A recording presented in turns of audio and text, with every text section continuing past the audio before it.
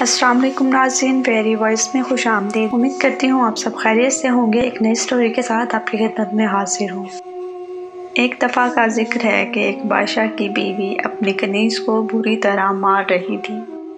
एक गुलाम ने जब ये देखा तो बादशाह की खिदमत में हाजिर हुआ और अर्ज़ किया कि मलका बादशाह की बेटी नहीं है।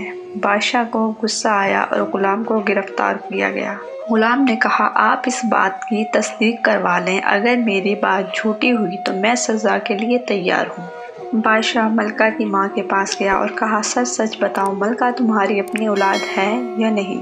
उसकी माँ ने कहा, हाँ, हमारी बेटी बचपन में ही फौत हो गई थी और हम आपसे ताल्लुक़ बनाना चाहते थे। मैंने एक कनीज़ की बेटी को गोद लिया और जब वो जवान हुई तो तुमसे उसकी शादी करवा दी। बादशाह वापस अपने दरबार आया और गुलाम से पूछा, तुझे इस बात का कैसे पता चला कि ये बादशाह की बेटी नहीं है? गुलाम ने कहा, मलका कनीज़ को बुरी तरह मार रही थी और साथ ही इसे गंदी गंदी गालियाँ दे रही थी, जो एक शहजादी की खसलत में नहीं हो सकती।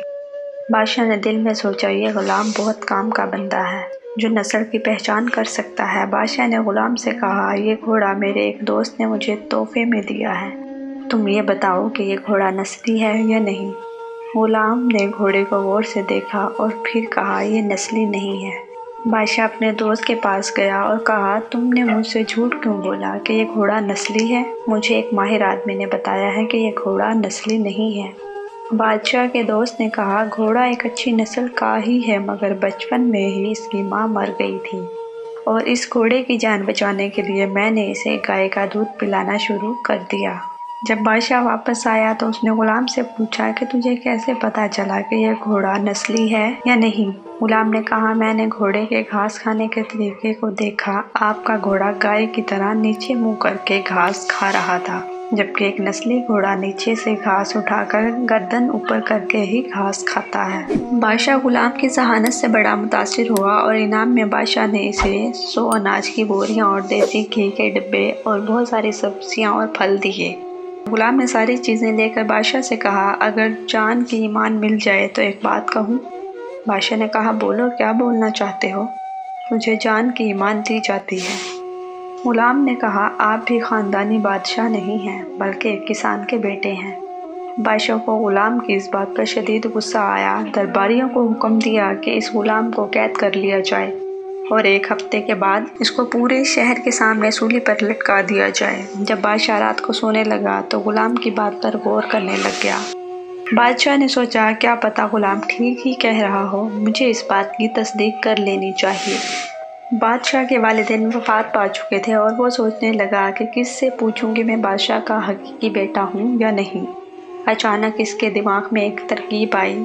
बादशाह का ख़ानदान का एक बूढ़ा गुलाम जिसकी उम्र 100 साल से भी ज़्यादा थी और बादशाह जब बच्चा था तब भी इसने इसकी खिदमत की थी। बादशाह इस बूढ़े गुलाम के पास गया और अपने बारे में पूछा। बूढ़े गुलाम को कहा कि बादशाह की कोई औलाद नहीं थी। बूढ़े गुलाम ने बताया कि बादशाह की कोई औलाद नहीं थी और एक किसान के 10 बेटे थे। बादशाह ने किसान से ही आपको गोद लिया था। आपका हकीकी वालिद एक किसान ही है, मगर ये एक ऐसा राज था जिसको मेरे और बादशाह के अलावा कोई नहीं जानता था।